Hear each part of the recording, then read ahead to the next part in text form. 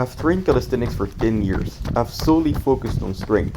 But what's on the other side? What can we learn from endurance? This is my journey to running a 70-kilometer ultramarathon in Japan. Okie dokie, boys and girls, it is day 85 of Road to Shimanami, and today we have another pull day. Yes, another pull day. I did one yesterday too, 1 arm pull-ups, and yesterday I was so weak that I decided to basically try and go again today and see if I was any stronger. And the result being I wasn't any stronger, but I did manage to beat yesterday's score. Not in terms of 1 arm pull-ups in 1 set. In fact, when it comes to 1 set I was weaker than yesterday, but when it comes to total 1 arm pull-ups I was able to beat yesterday's 8 reps, and today I did 10 reps in about, I think, between 15 and 20 minutes. I don't know exactly, but this tells you two things. First of all, you can always push yourself harder, because yesterday I thought I pushed myself hard to get those 8 reps, but today, even though I was weaker, I was able to do more 1 arm pull-ups just by spreading them out more.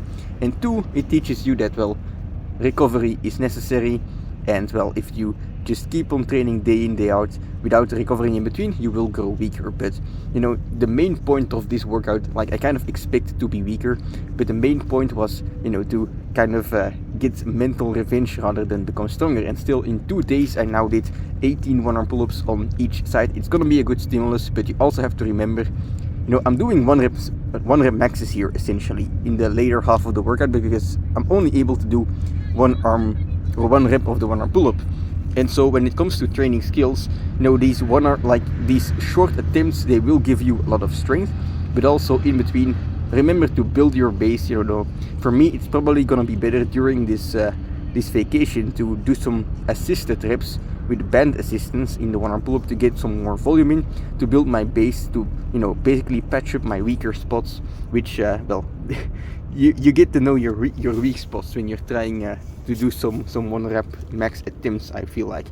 But yeah, that's it for the 1 arm pull-up workout. And then in the end, just to finish off, because I had been 1 rep maxing for 2 days in a row essentially, you want to get some blood flowing, and in order to do so you need some more reps. And basically, in order to achieve that, I decided to do a 1 single set to my max with normal pull-ups. Now, I did this in a special way as to not tire myself out too much. So the rule was basically I have to have my shoulders touch my hands, so these are kind of high and explosive pull-ups. And if I was not able to reach my hands anymore with my shoulders, then I would stop the set. And this allows you to go as hard as possible while also still resting a bit. And this kind of brings me to another topic, which is oftentimes when people say they are training hard, or they think they are training as hard as possible, remember this, the way that you execute your set is very important, because I now did 17 pull-ups with my shoulders to the hands, and yes, it was failure in the sense that I wasn't able to reach my hands anymore. I wasn't able to do high pull-ups anymore. But if I really wanted to, which I didn't in this case, but if I wanted to, I could have pushed harder. I could have done more pull-ups. I could have done pull-ups with a normal range of motion, and I could have even dropped down to half reps, right? And that way I would have been able to push myself hard, which if you're training to basically build muscle, that's important, right? You can always push yourself hard.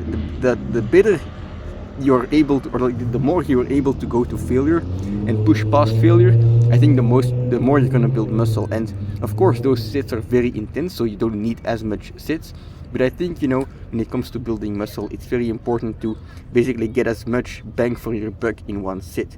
If you're perfectly able to push to failure in a set, then you only really need 1 set perhaps, or at least I feel like Mike Menzer might be right in that sense. However, that's the theory, and in practice, when people put the training into practice, oftentimes we are not able to push ourselves to that point of being able to destroy ourselves completely in just 1 set. But anyway, that's it for today's training. I'll see you tomorrow for another one.